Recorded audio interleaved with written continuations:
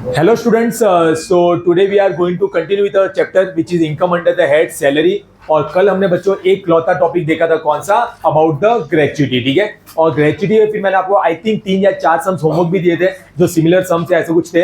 बने आप लोग के? Yes. एक भी सिंगल भी डाउट? No. क्रैकर वैकर उठा के? अच्छा, होमवर्क करने में तो 1-1.5 घंटा लग गया होगा। नहीं। तो 15-20 मिनट, ठीक है। चलिए मैंने शांत। अब आप लोगों को होमवर्क मैंने जैसे बताया था, होमवर्क उतना ही दिया जाएगा जितना आप जाके मैक्सिमम 15-20 मिनट के अंदर कर पाओ और कंप्लीट कर पाओ। अभी स्टार्टिंग के 3-4 दिन, ठीक है। फिर जब लॉन्ग सम्स होंगे तो 2-3 दिन उस चैप्टर को आपको खींचना पड़ेगा और वो लॉन्ग सम्स आप लोगों को करने रहेंगे। जब आएंगे तब बात करेंगे, अभी की उसका लोड ले। तो चलिए बच्चों, आज हमारा जो नेक्स्ट टॉपिक है, हमारे एक्स्ट्रा नोट्स में पहले जहां मतलब प्रोविजन वाले नोट्स हैं वहां पे पेज नंबर 4.9 पे दिया गया है। कहां पे दिया गया बच्चों? पेज नंबर 4.9 में दिया गया बच्चों, ठीक है। तो वहां पे आ जाइए, पेंशन करके आपको पेंशन का चार्ट दिख जाएगा, ठीक है। इसमें सिर्फ एक छोटा सा पॉइंट जो है वो आपको थोड़ा सा देगा टेंशन, लेकिन अगर आपने उसको ध्यान रख दिया ना तो आपको कभी नहीं होगा टेंशन, ठीक है। चलिए देखिए, अब आराम से शांति से सुनिएगा। कल ग्रेच्युटी भी शांति से सुना, फिर आपने देखा सम कैसे बन गया। पहले प्रोविजन पढ़ेंगे और फिर हम लोग पहले सम्स करेंगे। कौन से? अपने वाले नोट्स वाले, क्लास नोट्स वाले। उसमें 2 या 3 सम जो पेंशन के दिए होंगे वो, और फिर इसके वाले भी हम लोग डिस्कस कर लेंगे। क्रैकर और मॉड्यूल के मैं ढूंढ के लेके आया हूँ, तो उसमें से आप लोग को होमवर्क मिलेगा। ये हमारा फॉर्मूला रहेगा डेली का डेली, जो मैं आपसे रिवाइज नहीं करूंगा, ठीक है। चलिए, सबसे पहले आता है बच्चों pension. Again pension is a type of which benefit? Retirement benefit. अब आपने देखा होगा पेंशन, अगर आप किसी की सुनोगे कि कितना पेंशन मिलता है, कोई बोलता है मैं रिटायर्ड हुआ और मुझे 15 लाख रुपए पेंशन मिला, और कोई बोलता है कि मुझे जो है ना 15 हजार रुपए हर महीने पेंशन मिलता है, ठीक है। तो सर ये कैसे है? ये क्यों भेदभाव है? किसी को 15 लाख मिल रहा है और किसी को सिर्फ 15 हजार मिल रहे हैं। तो उसमें ऐसा है बच्चों, किसी ने लमसम उठा लिया होता है और कोई मंथली उठाता है, ठीक है। किसी ने लमसम पैसा उठा लिया होता है और कोई लोग क्या करते हैं बच्चों? मंथली उठाते हैं बच्चों। तो जो आप लोग है ना, अनकॉम्यूटेड पेंशन, अनकॉम्यूटेड मतलब मंथली जो आप लोग लेते हैं, ठीक है। अनकॉम्यूटेड पेंशन होता है ना बच्चों, पहले आप देखिए उसमें पेंशन 2 तरीके के होते हैं। एक कौन सा बच्चों? कॉम्यूटेड, और एक कौन सा होता है? अनकॉम्यूटेड। तो पहला अनकॉम्यूटेड पेंशन है ना बच्चों, वो फुली टैक्सेबल, आपको कुछ कैलकुलेशन भी नहीं करना है, फुली टैक्सेबल। वहां पे एरो करके लिख दो गवर्नमेंट/नॉन गवर्नमेंट, भले वो गवर्नमेंट एम्प्लॉय हो, नॉन गवर्नमेंट एम्प्लॉय हो। अगर आप मंथली पेंशन उठा रहे हो तो पूरा का पूरा पैसा क्या हो जाएगा बच्चों? टैक्सेबल हो जाएगा। पीछे तक आवाज आ रही है? चलिए वापस, पेंशन कितने तरीके के? 2, कॉम्यूटेड एंड अनकॉम्यूटेड। अनकॉम्यूटेड यानी कि मंथली पेंशन, ठीक है। तो मंथली पेंशन भले गवर्नमेंट एम्प्लॉय उठाए या नॉन गवर्नमेंट एम्प्लॉय उठाए बच्चों, वो क्या हो जाएगा? फुली टैक्सेबल हो जाएगा, ठीक है। अब आते हैं बच्चों कॉम्यूटेड पेंशन। कॉम्यूटेड का मतलब लिख दो एरो करके लमसम। कॉम्यूटेड का मतलब लिख दो बच्चों एरो करके लमसम। अगर कोई गवर्नमेंट एम्प्लॉय है और उसने अगर लमसम पैसा उठा लिया पेंशन का, तो फुली एग्जम्प्टेड, ठीक है। गवर्नमेंट एम्प्लॉय या स्टैट्यूटरी कॉर्पोरेशन वाले एम्प्लॉय। स्टैट्यूटरी कॉर्पोरेशन आपने कंपनी लॉ में अगर पढ़ा होगा, जिसका अलग से एक्ट बना हुआ है, फिर वो कंपनी फॉर्म हुई है, आईसीएआई, आईसीएसआई, ठीक है, एलआईसी, ठीक है, ये सब जिनका अलग से एक्ट बना हुआ है और फिर वो एक्ट के मुताबिक इनकॉर्पोरेट हुई है, ठीक है। तो उसको हम बोलते हैं स्टैट्यूटरी कॉर्पोरेशंस। हमें सिर्फ क्या ध्यान रखना है आपके यहाँ पे सम्स के लिए, कि अगर कोई गवर्नमेंट एम्प्लॉय है और अगर वो कॉम्यूटेड पेंशन, कॉम्यूटेड यानी कि लमसम पेंशन उठा रहा है बच्चों, लमसम पेंशन उठा रहा है, तो वो क्या हो जाएगा? फुली एग्जम्प्टेड, ठीक है। अब जो कैलकुलेशन सिर्फ एक चीज का जो आज हमें सीखना है मेनली, कौन सा? Non government employ. क्या है बच्चों? नॉन गवर्नमेंट एम्प्लॉय, ठीक है। पहले जितना पढ़ा उतना वापस रिवाइज करते हैं। Pension is a type of retirement benefit, ठीक है। अगेन ग्रेच्युटी, पेंशन आपने अपनी ऑर्गेनाइजेशन को क्या दे दिया बच्चों? पूरे अपनी लाइफ दे दी, तो उनकी रिस्पॉन्सिबिलिटी बनती है कि रिटायरमेंट के बाद भी आपका ध्यान रखा जाए। तो वो लोग बहुत सारे आपको रिटायरमेंट बेनिफिट देते हैं, in the form of gratuity, in the form of leave salary, in the form of pension and all, ठीक है। तो हमें वो जो पैसा मिल रहा है उसमें कितना टैक्सेबल और कितना एग्जम्प्टेड वो पढ़ रहे हैं। कल हमने कौन सा देखा था? आज हम कौन सा देख रहे हैं? पेंशन, ठीक है। तो पेंशन कितने तरीके के? 2, ऐसा अनकॉम्यूटेड एंड कॉम्यूटेड। अनकॉम्यूटेड यानी कि मंथली, और वो सभी के लिए टैक्सेबल। अगर कॉम्यूटेड है और गवर्नमेंट एम्प्लॉय को मिल रहा है तो fully exempted. Non government employ को मिल रहा है तो टैक्सेबल। कितना टैक्सेबल और कितना एग्जम्प्टेड वो पढ़ते हैं अब हम लोग, ठीक है। तो देखो, नॉन गवर्नमेंट एम्प्लॉय है तो हमें एक और सवाल उठाना पड़ेगा, क्या उसके साथ साथ उसको ग्रेच्युटी मिल रही है या नहीं मिल रही है, ठीक है। उसको ग्रेच्युटी मिल रही है या नहीं मिल रही है। तो अब यहाँ पे आप है ना लॉजिक से पढ़ोगे ना तो आप लोगों को कोई कंफ्यूजन नहीं होगा। इसमें सिर्फ ध्यान में इतना रखना, अगर 2 पॉइंट है, आपको एग्जम्पशन कितना होगा? 1/2 या फिर 1/3, ठीक है। एग्जम्पशन कितना होगा, जितना मिला उसमें से 1/2 या 1/3। वो 1/2 1/3 किसका लेना उस पर बाद में जाता हूं, पहले मैं आपको लॉजिक से बता देता हूं कि आपको है ना 1/2 कब लेना और 1/3 कब लेना है, लॉजिक से सोचना, ठीक है। अगर आपको पेंशन भी मिल रहा है और साथ में आपको ग्रेच्युटी भी मिल रही है, अगर आपको पेंशन भी मिल रहा है और साथ में आपको ग्रेच्युटी भी मिल रही है, तो आपको एग्जम्पशन ज्यादा मिलना चाहिए या कम, कम। तो कम क्या होता है, 1/2 या 1/3, 1/3। समझ आ रहा है बच्चों, श्योर। अगर आपको सिर्फ पेंशन मिल रहा है, ग्रेच्युटी नहीं मिल रही है, तो कम से कम एग्जम्पशन तो ज्यादा दो ना। तो ज्यादा कौन सा होता है, हाफ, तो आपको आधा। बच्चों इतना इजी है, ठीक है। देखो वही लिखा है, व्हेन ग्रेच्युटी नॉट रिसीव्ड, तो कितना, हाफ एग्जम्पशन, और ग्रेच्युटी रिसीव्ड तो 1, ठीक है। लेकिन वो जो 1/2 और 1/3 करना है ना, वो जितना मिल रहा है उसका नहीं होता है। यही बस सिर्फ एक छोटा सा टेक्निकल पॉइंट है, ठीक है, छोटा सा टेक्निकल पॉइंट है। वो 1/2 या 1/3 जो होता है ना बच्चों, वो होता है होल कॉम्यूटेड पेंशन का। किसका होता है बच्चों, होल कॉम्यूटेड पेंशन का। अलग अलग रेफरेंस बुक वाइज अलग टर्म यूज किए जा सकते हैं। हम लोग क्या यूज करेंगे बच्चों, होल कॉम्यूटेड पेंशन। जैसे इन्होंने क्या लिखा है, half of commuted value of full pension, और मैंने जगह क्या लिख दिया, होल कॉम्यूटेड पेंशन। आप उसको कट करके ये भी लिख सकते हैं, ठीक है। हम 1/2 या 1/3 किसका करेंगे बच्चों, बोलो, होल कॉम्यूटेड पेंशन। अभी सिर्फ ध्यान में रखना, कैसे आएगा ना वो आपको सम के दौरान बताता हूं मैं, मजा आ जाएगी आप लोगों को, ठीक है। अगर बने रहोगे ना मजा आ जाएगी आप लोगों को। कल से इजी है। मैंने क्या बोला, ग्रेच्युटी सिर्फ दिमाग खराब करने वाला था, मतलब बहुत ज्यादा प्रोविजन, और स्पेशली जब पहला होता है तो हमें ज्यादा लगता है, याद है बच्चों। लेकिन अब आप जैसे बने रहेंगे ना, धीरे धीरे प्रोविजन आपको इजी भी लगेंगे, प्रैक्टिस भी करेंगे तो याद भी होते जाएंगे। और घर पे जब आप प्रैक्टिस करो तो वो पहले प्रोविजन को लर्न कर लो, ठीक है, फिर बिना देखे उसको करने की ट्राई करो। तो एटलीस्ट 4 सम करो, 2 सम तो बाद में बिना प्रोविजन देके भी आपको, क्योंकि ये पेपर ओपन बुक नहीं है। क्लियर हुआ बच्चों, श्योर। तो हम लोग क्या करेंगे बच्चों, 1/2 या 1/3 जो लेना वो किसका लेंगे, बोलो, होल कॉम्यूटेड पेंशन। बच्चों ध्यान में रखोगे, ठीक है। नीचे जो टेबल दिया है कैंसल, वो हमें काम करनी है हमारे सम्स के लिए। चलिए अब ये सम जो है ना, ये सम जो है वो बाद में होमवर्क में या यहाँ पे जैसे करना हम लोग आराम से देख लेंगे। अभी हम लोग आइए हमारे नोट्स पे। शानदार सम्स दिए बच्चों मैंने। कल हमारे नोट्स के मुताबिक कौन से सम हमारे हो गए थे, 1 और 2 हो गया था बच्चों। आज हम लोग करने वाले 3 और 4। आज हम लोग कौन सा करने वाले बोलो, 3 और 4, ठीक है। चलिए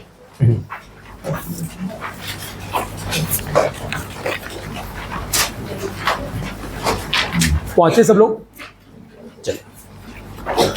mister a retired on 31st October 2024 and received ₹8,75,000 as gratuity from his employer. His monthly pension has been fixed at ₹15,000.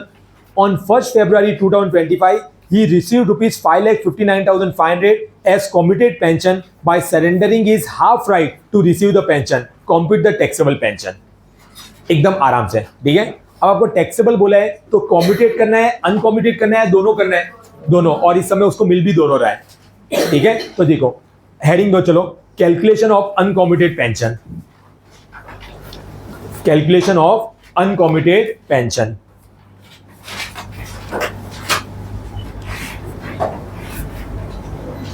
Calculation of uncommuted pension, ठीक है। और 2 कॉलम बना दो, मंथ और अमाउंट, जैसे मैंने सॉल्यूशन में दिया वो भी आपको दिख रहा है, मंथ और अमाउंट। चलिए,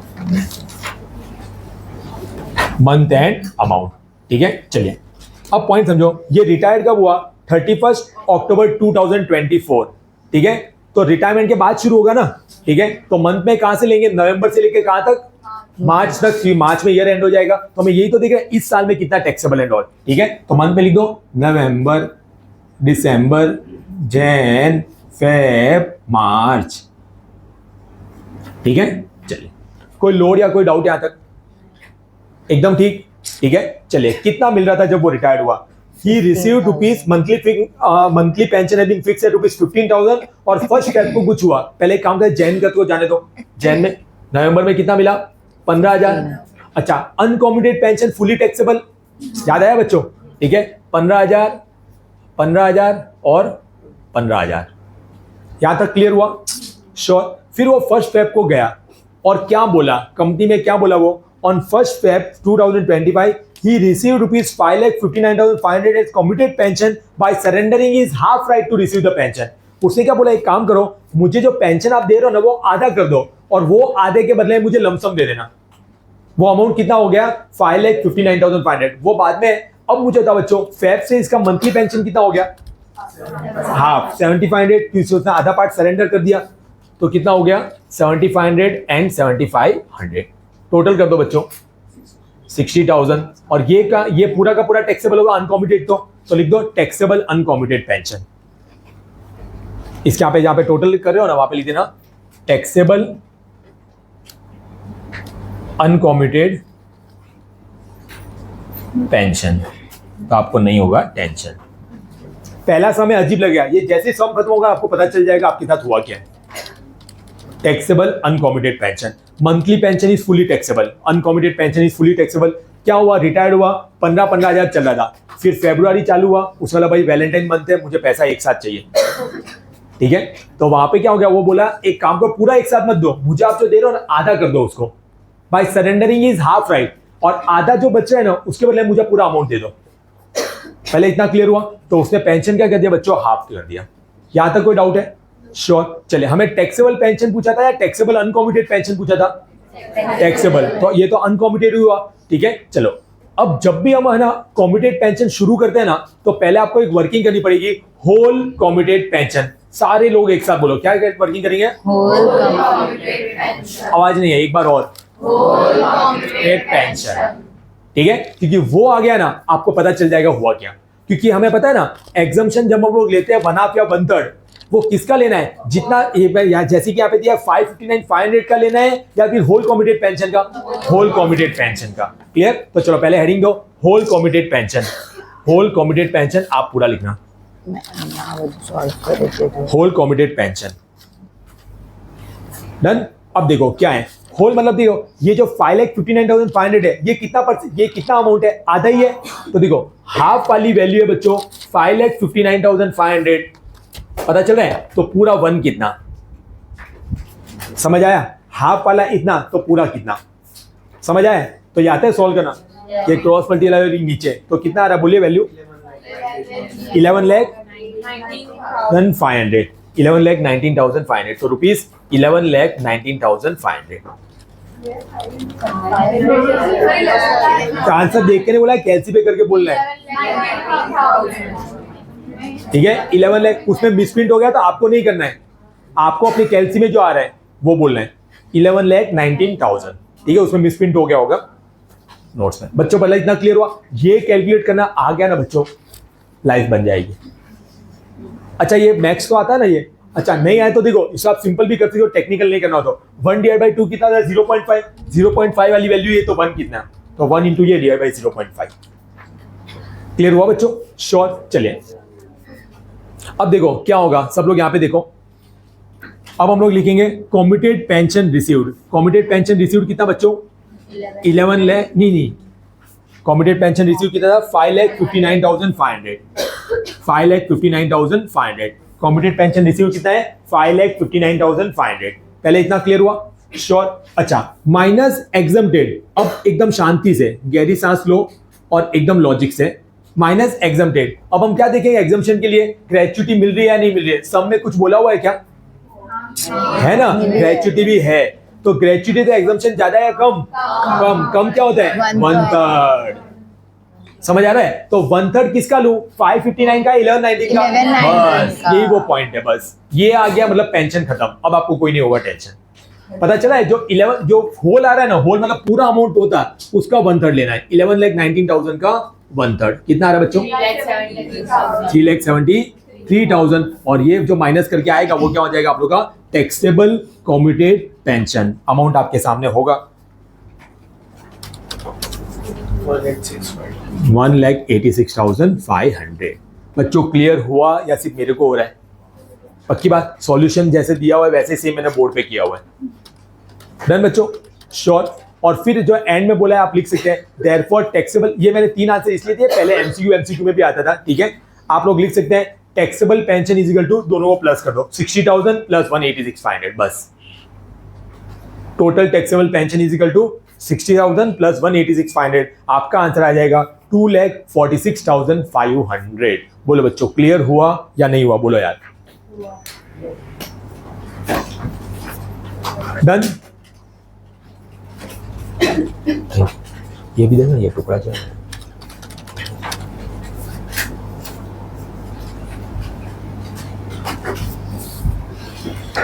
कोई डाउट है?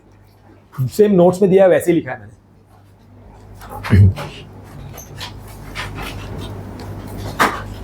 ठीक है, जिनका हो गया है मुझे मत देखो, अगला सम शुरू कर दो।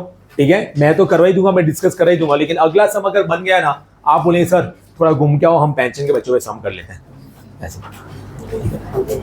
इसको पॉज कर दीजिए। चले गाइस, अगर आपका बन गया है वेल एंड गुड, नहीं बना है एक बार यहाँ पे देख लीजिए, मैं आपको बता रहा हूँ। आनंद, थोड़ा नाम इज्जत से, भाई का नाम है मेरे। Anand is entitled to get a pension of ₹600 per month from private company. ही पाते नहीं, he gets 3/5 of the pension commuted and receive ₹36,000। Gratuity नहीं मिली है, टैक्सेबल कॉम्यूटेड पेंशन कितना? तो देखो, आप एक रूल ही बना दो बच्चों, अगर हमें कॉम्यूटेड बोला होगा तो पहले हम क्या वर्किंग करेंगे? Whole commuted pension. ठीक है, होल कॉम्यूटेड पेंशन। देखो तो सिंपल, यहाँ पे तो क्लियर कट सारी चीजें दे दी है। इसको 36,000 मिला है, लेकिन ये कितना पार्ट है? 3/5। क्या बोला है? 3/5। तो 3/5 वाला पार्ट है बच्चों कितना? 36,000। तो 1 हाउ मच? पूरा कितना? ठीक है, आता है कैलकुलेशन करना। ठीक है, वरना क्रॉस मल्टीप्लाई होगा तो कैसे होगा वो भी देखो। 36,000 ये उल्टा कर दो, 5/3 आ गया। अब ये तो मैक्स है, और नहीं भी आता तो मैं आपको और इजी तरीका बता दूं। 3/5 दिया ना, डिवाइड कर दो, 3/5 होता है 0.6। देख लो यहाँ पे बच्चों, इससे इजी कोई नहीं बताएगा। 3/5 होता है 0.6, तो 0.6 वाली वैल्यू इतनी, तो 1 वाली value how much? 1 into 36,000 divide by 0.6। पता चला ये आंसर कितना आ रहा है? 60,000। ठीक है, अब आपको वही टैक्सेबल कॉम्यूटेड पेंशन फाइंड करना है। तो कॉम्यूटेड पेंशन रिसीव कितना था? 36,000 माइनस एग्जम्प्टेड। ग्रेचुटी मिला है नहीं मिला है? नहीं मिला है, तो एग्जम्पशन ज्यादा मिलेगा या कम? ज्यादा। तो हाफ किसका लेना है? 60,000 का। हाफ इंटू 60,000 तो कितना हो गया बच्चों? 30,000। बच्चों क्लियर हुआ? और टैक्सेबल कितना हो जाएगा? 6,000। देखो जो भी डाउट रहे, मैं तो बता ही रहा हूं, फिर भी आपको लगे थोड़ा 19-20 लग रहा है, जाके सेम सम प्रैक्टिस कर लो पहले, ताकि वो कॉन्फिडेंस आएगा। नहीं आ रहा है लेक्चर के साथ कर लो। ठीक है, फिर जो होमवर्क और दिया होगा उसके सम्स कर लेना आप लोग। डन बच्चों? क्योंकि देखो अगर कॉम्यूटेड आ रहा है तो आपको पहले एक वर्किंग करनी पड़ेगी होल कॉम्यूटेड पेंशन की। डन। अब देखो वैसे बच्चों ये सम होमवर्क में है, लेकिन मैं सोच रहा हूं एक बार पहले सम एक बार थोड़ा रीड कर लेते हैं क्या है। अच्छा, आप ये अगेन नोट्स पे आ जाइए, पेज नंबर 4.10, जहां पे अभी हमने प्रोविजन पढ़ा था, उसमें एक लौता सम दिया है, इलस्ट्रेशन नंबर 5, लेकिन उसमें 5 अलग अलग सिचुएशन दी हुई है। 5 अलग अलग सिचुएशन दे दिए बच्चों। आइए पढ़ के देख लेते हैं हम लोग क्या दिया हुआ है। अच्छा, एक बार प्रोविजन वापस रिवाइज करो, या याद है? याद है? चलिए, illustration number 5, page number 4.10। Determine the amount of pension taxable for the assessment year 25-26 in the following cases. क्या सर ये 5 पॉइंट एक के हैं? जी नहीं, 5 अलग अलग पॉइंट है। आपको हर केस में बताना है टैक्सेबिलिटी कितनी। ठीक है, चले पहला पॉइंट, एक्स को 825 पर मंथ पेंशन मिला सेंट्रल गवर्नमेंट से। बताओ, फुली टैक्सेबल, फुली टैक्सेबल, अनकॉम्यूटेड है तो कोई भी हो, Ram Shyam Ghanshyam, central government, state government, कोई भी होगा, क्या होगा बच्चों? Fully taxable. तो 825 इंटू 12 पता चला। Second point, x rupees 1200 per month, दिमाग नहीं लगाना है, 1200 into 12 fully taxable. X rupees 1000 per month, दिमाग ही नहीं लगाना है, 1000 इंटू 12 फुली टैक्सेबल। पहले 3 पॉइंट में किसी को डाउट? पक्की बात। चले चौथा, ex retire from the central government service on May 2024 मिला, and he gets pension of ₹900 per month up to November 30, 2024 with effect from December 1. With effect from December 1, he got 1/3 of his pension commuted for ₹46,000. ठीक है बच्चों, बताओ क्या होगा इसमें? क्या होगा? इसमें पेंशन पूछा है, टैक्स कम्यूटेड पूछा है, taxable. Ex retire from the central government, he gets pension और रुपीज, पहले तो वो निकाल देते हैं ना हम लोग अनकॉम्यूटेड। तो अनकॉम्यूटेड मई में रिटायर्ड हुआ ना, जून, जुलाई, अगस्त, सितंबर, अक्टूबर, नवंबर, तो 6 महीने का वो तो आ ही जाएगा। तो 900 इंटू 6 कितना? 5400। ठीक है, फिर क्या लिखा है? with effect from December 1, 2024, he gets 1/3 of his pension committed for ₹46,000. बहुत, अब जो सब लोग के पास पेन रख दो, रुको मैं बताता हूं वैसे करो, चलो मैं बताता हूं वैसे करो, हेडिंग दो, चलो मैं ये 4th वाला पॉइंट मेरे साथ करो, कैलकुलेशन ऑफ अनकॉम्प्यूटेड पेंशन, ऐसे लिखो कैलकुलेशन ऑफ अनकॉम्प्यूटेड पेंशन, और 2 कॉलम बनाओ, मंथ और अमाउंट, मंथ और अमाउंट।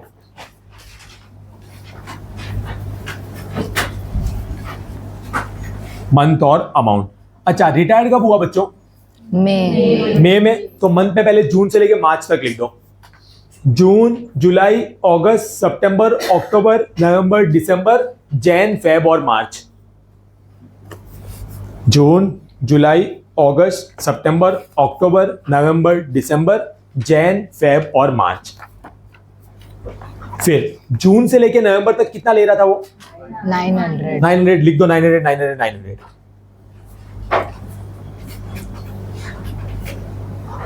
अच्छा, आगे पूरा इसने लमसम ले लिया, कुछ पार्ट लिया, कुछ पार्ट, तो अभी बचा हुआ पार्ट तो आ ही रहा था ना, तो कितना बोला है बच्चों इसने? He gets 1/3 of the pension committed, ठीक है, तो 1/3 इसने क्या ले लिया बच्चों? कमिटेड, तो 2/3 तो अभी भी क्या मिला था? अनकमिटेड, तो 900 का 2/3, 900 का 2/3 कितना होता है? 600। तो आगे से इसकी अभी हमने जो हमारे नोट्स वाला भी सम था हाफ वाला, तो वहां पे इसने क्या कह दिया? 1/3 कमिटेड ले लिया, तो 2/3 तो अभी भी क्या मिल रहा है? अनकॉम्प्यूटेड, तो 900 का 2/3 कितना होता है? 600, तो आगे वाले महीने में लिख दो 600।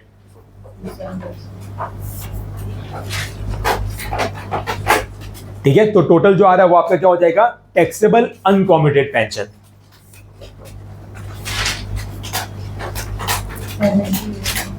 कितना है बच्चों? 7800। यहां तक सब लोग मेरे साथ हो? अरे बोलो हाँ, ठीक है। अब मेरी बात सुनो, क्या इसमें कॉम्प्यूटेड पेंशन का कैलकुलेशन होगा? नहीं, गवर्नमेंट एम्प्लॉयज के लिए कॉम्प्यूटेड पेंशन इज फुली एग्जम्प्टेड। ठीक है, देखो क्या लिखा है, x retired from central government services, तो सेंट्रल गवर्नमेंट का एम्प्लॉय है और सेंट्रल गवर्नमेंट के एम्प्लॉयज को अगर कॉम्प्यूटेड पेंशन मिला, देखो ये चीजें तो आपको याद रखनी पड़ेगी, मैं बार बार रिवाइज करवा सकता हूं, शांति से जाके घर पे उसको टाइम दो एंड ऑल, ये सब ठीक है। बहुत कम होता है ऐसे, अलग से सिर्फ पेंशन का सम आ जाएगा, लॉन्ग सम होगा उसमें पेंशन का पॉइंट, ग्रेच्युटी का पॉइंट ऐसे आएगा, तब आपको मैं इतना फिर डिटेल में नहीं बता सकता, आप लोगों को याद रखना पड़ेगा। डन बच्चों, चले अब सुन लो एक बात, अब होमवर्क लिखो, सारा मैं यहाँ पे बताऊंगा, आप घर पे प्रैक्टिस ही नहीं करोगे। इसका 5th पॉइंट होमवर्क में लिखना बच्चों, इसका 5th पॉइंट, और फिर मैं जो ढूंढ के लेके आया हूं वो नहीं है, ज्यादा सामने है, डोंट वरी। मॉड्यूल का इलस्ट्रेशन नंबर 2, मॉड्यूल का इलस्ट्रेशन नंबर 2, बस आपको एक भी बार पूछा हुआ नहीं है उन्होंने, उसमें एग्जाम में अलग से पेंशन का सम नहीं पूछा, लेकिन लॉन्ग सम में बीच में आता है। ठीक है बच्चों, श्योर, पक्की बात। चले, एक और काम जो आप लोग करके आ सकते हैं, वो आप लोगों को क्या करना है वो मैं आपको बताता हूं।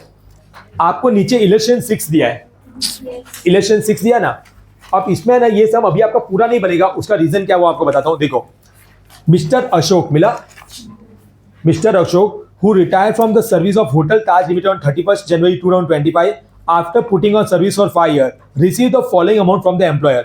सैलरी मिली, बेसिक डीए एंड ऑल दे दिया है, सिटी कंपनी, पेंशन मिला, लीव सैलरी मिली और ग्रेच्युटी मिली। Compute the total income of mister Ashok for the assessment. Total income बोला है, तो टोटल इनकम में सैलरी भी आती है, डीए भी आता है, सीसीए भी आता है, कंपल्सरी सिटी अलाउंस, ठीक है, फिर लीव सैलरी भी आता है, ग्रेच्युटी और पेंशन भी। इस सम में से ना आप लोग को पेंशन और ग्रेच्युटी का कैलकुलेशन करके लेके आना है। एग्जाम में भी ऐसे ही होगा, लॉन्ग सम होगा उसमें पेंशन और ग्रेच्युटी आएगा, आप देखो वही ग्रेच्युटी पहले आ गया, सिंपली लिखा है ग्रेच्युटी रिसीव कितना ₹50,000, आप वही कवर्ड, वही है government employ, non government employ, covered under the payment of gratuity act, not covered, पूरा कैलकुलेशन करके क्या अमाउंट आ रहा है एक बार करके तो आना, क्योंकि ये पूरा सम नहीं दे रहा हूं, क्योंकि अभी तक हमारा लीव सैलरी वाला पॉइंट बाकी है जो हमारा कल का टॉपिक है। डन बच्चों, श्योर, अभी रुकना, यहां तक कोई डाउट है? होमवर्क लिख दिया, होमवर्क है इलस्ट्रेशन नंबर 5 का पॉइंट नंबर 5 और मॉड्यूल का illustration number 2। Am I clear? Sure, पक्की बात। अब सुनिए, अब आइए फर्स्ट पेज पे। आज कम हुआ तो हम लोग एटलीस्ट थियरी वाला पार्ट है कि रोज बाकी है ऐसा नहीं लगा हमें, ठीक है।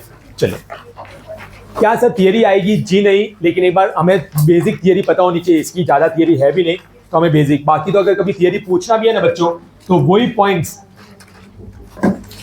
जो आप लोग पढ़ते हैं ना इसमें, और प्रैक्टिकल में जैसे ग्रेच्युटी का प्रोविजन पूछ लिया, पेंशन का प्रोविजन पूछ लिया, वैसा कर देंगे।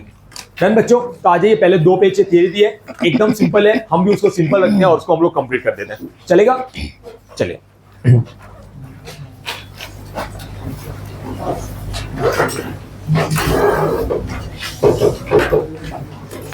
चलिए, अब हमारा आता है सैलरी। अब कल भी हमने देखा था बच्चों 5 हेड्स होते हैं, ठीक है, जिससे पहला हेड हम कौन सा पढ़ रहे हैं? सैलरी, ठीक है। तो सैलरी की इनकम आप लोग की टैक्सेबल आ जाएगी। तो सैलरी किसे कहते हैं? कुछ भी आप लोग को मिल रहा है पैसों के नाम पे, लेकिन क्या सर कुछ भी पैसों के नाम पे मिलेगा वो सारा सैलरी में टैक्सेबल हो जाएगा क्या? The answer is no. कौन सा रिलेशनशिप होना चाहिए?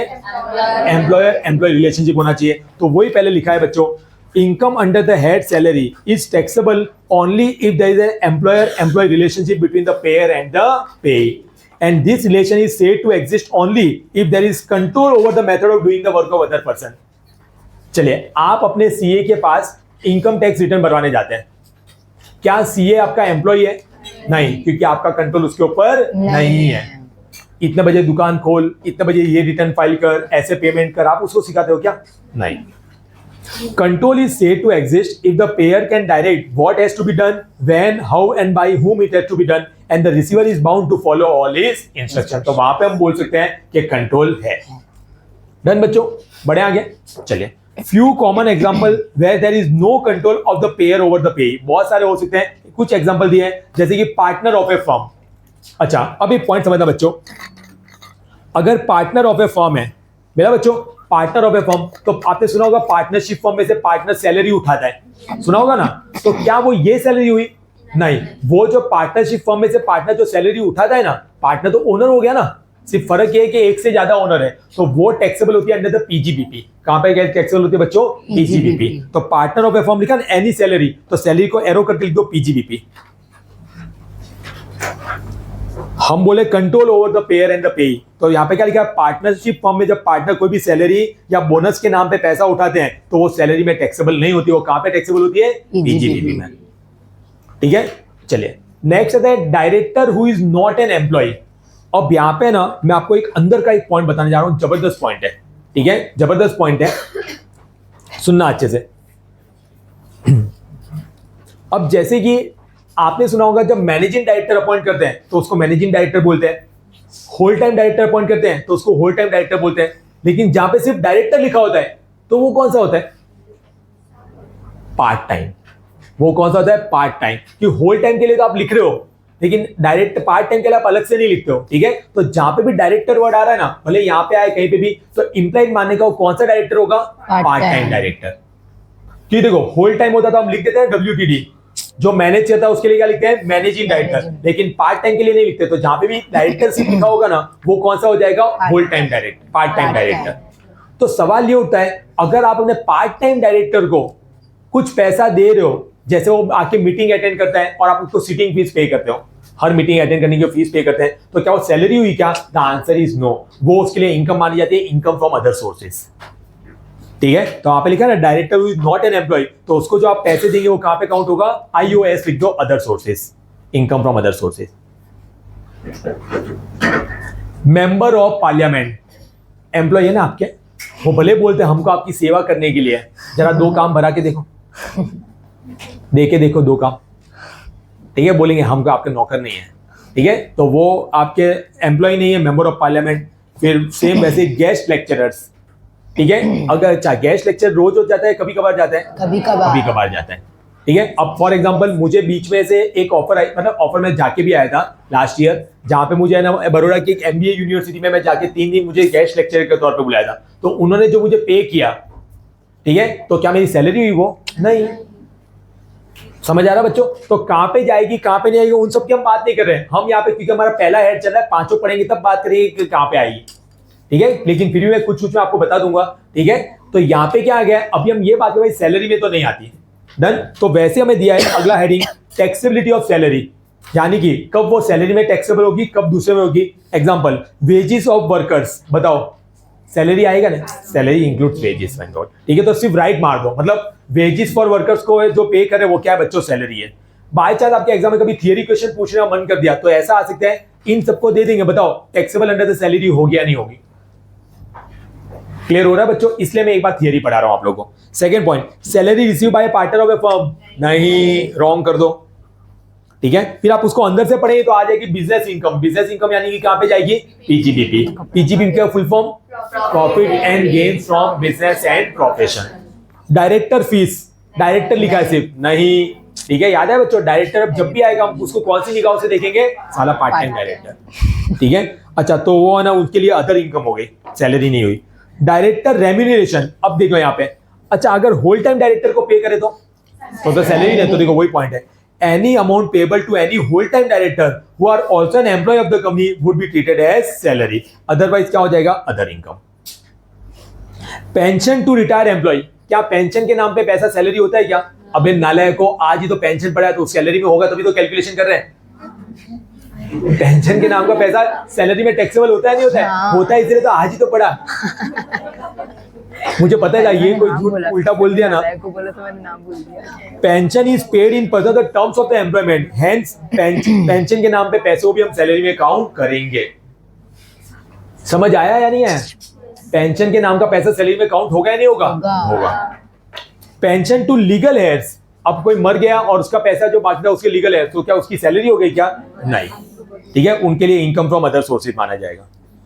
Done. Remuneration paid to teacher of any university और कॉलेज, सैलरी है। अच्छा, उसमें अगर टर्म्स एंड कंडीशन में नहीं लिखा और पेपर चेकिंग का भी पैसा, तो भी वो सैलरी है। समझ आ रहा है बच्चों? उसमें वो लिखा है, लेकिन अगर कहीं पे गेस्ट लेक्चरर के तौर पे जाओ तो अदर सोर्सेज, ठीक है। Any such remuneration would be treated as salary if the terms of employment provide a condition for checking such any paper, however in any other case, जैसे गेस्ट लेक्चरर वाला पड़ा तो वो क्या पे आ जाएगा? Other sources. Voluntary retirement payment by the employer to the employees, बोलो सैलरी। हाँ सर, ये सब हमने पढ़ा था कहीं पे, वॉलंटरी रिटायरमेंट जैसा भी आएगा। रेम्यूनरेशन टू एमपी और एमएलए, रेम्यूनरेशन टू, ठीक है बन, रेम्यूनरेशन टू एमपी और एमएलए, बच्चों बताओ सैलरी में आएगा या नहीं आएगा? नहीं आएगा। क्लियर हो रहा बच्चों? श्योर? चलिए, नहीं आएगा रेम्यूनरेशन टू एमपी और एमएलए। क्लियर हुआ? चलिए अब मेरी बात सुनिए, एक आधा और ऐड करो, लिखो income from tips, TIPS, income from tips. Logically बताओ क्यों? एम्प्लॉयर से नहीं मिल रहा है, कस्टमर से मिलता है। आप जाते हो ना होटल में, एंड में टिप रख के आते हो, तो क्या उसको एम्प्लॉयर से मिला है, कस्टमर से मिला? तो दिस इज नॉट सैलरी, ठीक है, लिख दो, एरो करके लिखा, receive from customer so not a salary, receive from customer so not a salary, this is IOS, ठीक है। नेक्स्ट लिखो जजेस, नेक्स्ट लिखो जजेस, बताओ सैलरी। अब यहां पे एक लॉजिक, एक डाउट ये उठा, सुप्रीम कोर्ट में केस गया था, तो आपके मॉड्यूल में इसके केस का नाम भी दिया है, मैंने कुछ लिखवाना ठीक नहीं समझा, केस का नाम वैसे ही कौन सा याद रखते हो, तो वहां पे उठा कि जज को जो पे करा है, लेकिन जज का तो कोई एम्प्लॉयर है ही नहीं ना, और हमने तो अभी पढ़ा है एम्प्लॉयर एम्प्लॉय रिलेशनशिप, नहीं सुप्रीम कोर्ट ने बोला नहीं, फिर भी उसको जज को जो मिला उसको सैलरी में काउंट करेंगे। ये मतलब वहां पे सेक्शन के मुताबिक हम लोग नहीं चार्ज कर रहे हैं, सुप्रीम कोर्ट के जजमेंट के मुताबिक, ठीक है। तो जजेस कहां पे लिख दो, salary even though they have no employer. क्या जज किसी सुन के अपना डिसीजन देते हैं? नहीं। Salary even though they have no employers, bracket में लिखना SC जजमेंट, यानी कि सुप्रीम कोर्ट का जजमेंट। सर केस का नाम चाहिए, जाओ मॉड्यूल ओपन करो, वहां पे मिल जाएगा सेकंड पेज पे, सुप्रीम कोर्ट का जजमेंट। डन बच्चों? चलिए अब आता है एम्प्लॉयर में कौन आता है, ठीक है। गर्लफ्रेंड में कौन कौन काउंट होता है? तो अभी वाली भी काउंट होती है और एक्स भी काउंट होती है, तो वैसे ही है। एम्प्लॉयर इंक्लूड्स फॉर्मर, प्रेजेंट और प्रोस्पेक्टिव, होने वाले भी। मोर देन वन, शांत है, दो ही पॉइंट है, मोर देन वन एम्प्लॉयर है तो क्या लिखा है, salary from each source is taxable under the head salary, ठीक है। एग्जांपल दिया हुआ है, mister A works in 2 places as a part time job, his salary from both the places is calculated under the head salary. ध्यान रखोगे बच्चों, ठीक है। फिर बेसिस ऑफ चार्ज, तो बताओ बच्चों सैलरी को चार्जेबल कब होगा, ड्यू बेसिस पे या रिसिप्ट बेसिस पे? Whichever is earlier. Taxable on receipt और due basis whichever is earlier. मैंने 1 साल कहीं पे काम कर दिया, मेरी सैलरी है 5 लाख रुपए, तो 1 साल काम करने पे ड्यू हो गई नहीं हो गई? हो गई, पहला मत दो, टैक्स ले लेगी सरकार। बोले टैक्स तो वैसे ही पे करना है तो भले अभी ले या बाद में ले, कि वो ड्यू और receipt which ever is early. या क्लियर हुआ बच्चों? अब ये ड्यू और रिसिप्ट के लिए ना कोई क्वेश्चन नहीं बनेगा, सिर्फ ये रेफरेंस बुक में जो है ना एक इलस्ट्रेशन इन्होंने दिया है, ये एक बार आप लोग आज सॉल्व करके लाएंगे। इलस्ट्रेशन नंबर 1 ओरली करना है, नोटबुक में नहीं करना है, ट्राई करके आना, मजा आएगी। क्लियर? कल मैं आप लोग को पढ़ाऊंगा बच्चों लीव सैलरी, लेकिन जो लीव सैलरी का प्रोविजन दिया ना पेज नंबर 4.5 में, उसमें मैं थोड़े चेंजेस करूंगा अपनी लैंग्वेज से, क्योंकि इन्होंने लैंग्वेज जो यूज की है वो मॉड्यूल की बोलो या जो बैरक वगैरह में होती है वो की है। मैं आपको सिंपल भाषा में लेके आऊंगा, थोड़ा मेहनत करनी पड़ेगी, लेकिन एक बार मेहनत करने के बाद ईजी हो जाएगा। डन बच्चों? श्योर? आज जितना पढ़ा उतना रिवाइज करके आओगे? बहुत ज्यादा होमवर्क दिया है, प्लीज गाइस करके आना। ठीक है? That's it guys, thank you so much.